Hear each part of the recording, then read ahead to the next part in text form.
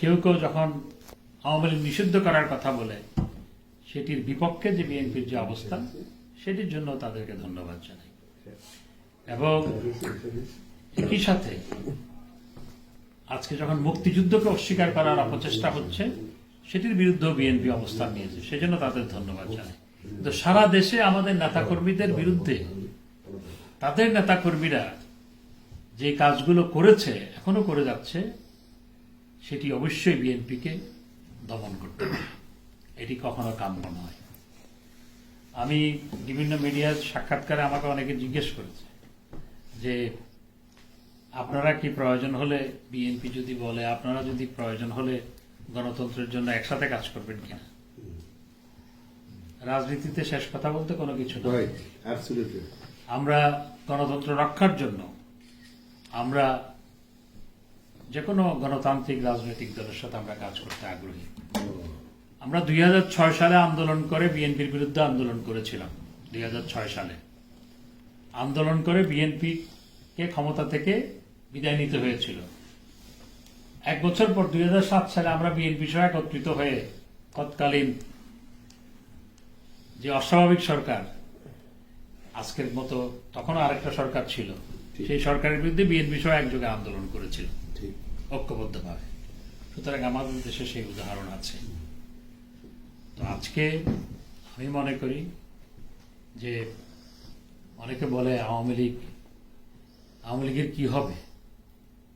আওয়ামী লীগ বাংলাদেশে অর্ধেকের মতো মানুষ আওয়ামী লীগ সমর্থন করে। আজকে যে মধ্যে জাতীয় ঐক্য, আওয়ামী লীগকে বাদ দিয়ে কিসের জাতীয় ঐক্য? দেশের 40 থেকে 50% মানুষ যেই দলকে সমর্থন করে, যেই দল স্বাধীনতা সংগ্রামের নেতৃত্ব দিয়েছে, সেই দলকে বাদ দিয়ে কিসের জাতীয় ঐক্য? এটা তো জাতিকে বিভক্ত করা। আওয়ামী লীগকে বাদ দিয়ে জাতীয় ঐক্যের কথা বলা মানে হচ্ছে আওয়ামী লীগকে জাতিকে বিভক্ত করা। তো আওয়ামী লীগ 75-এর পরে প্রথম জাতীয় সংসদ নির্বাচনে 79-এ তখনও আওয়ামী লীগ প্রায় 35% ভোট পেয়েছিল, যখন আমাদের অত্যন্ত দুরবস্থা। তখন এরকম জয় বাংলা বললে তখনও মুক্তিযুদ্ধ পরিচয় দেওয়া কঠিন ছিল, জয় বাংলা বলা কঠিন ছিল। আমি মাইকিং করতাম, আমি ছাত্র নেতা ছিলাম, আমি জনসভার মাইকিং করতাম চট্টগ্রাম শহরে। যখন মাইকিং করতাম মাঝে মধ্যে বঙ্গবন্ধুর সাথে মার্চের ভাষণ লাগিয়ে দিতাম মোড়ে গিয়ে, এবং তখন মানুষ জমে যেত। 78-79 সালে আমি জনসভার মাইকিং করেছি, বহু জনসভা। যাই হোক, আজকে আওয়ামী লীগকে বাদ দিয়ে কোনো জাতীয় করতে পারে না। সেই জন্য যারা এই ধরনের উদ্ভট কথাগুলো বলে, আওয়ামী লীগ ফিনিক্স পাখির মতো, আওয়ামী লীগ কখনো নিঃশেষ হবে না। আওয়ামী লীগ স্বমহিমায় ইনশাআল্লাহ বাংলাদেশের রাজনীতিতে অবশ্যই ফিরবে। শেখ হাসিনা তার মনোবল চাঙ্গা আছে, সবার সাথে তিনি যোগাযোগ রক্ষা করছেন। আপনাদের উদ্দেশ্যেও তিনি বক্তব্য রেখেছেন ইতিপূর্বে। আজকেও একটু আগে তিনি কথা বলেছিলেন। তিনি অবশ্য জানেন না যে আমরা আজকে এখানে একত্রিত হয়েছি, তাকে জানানো হবে। এবং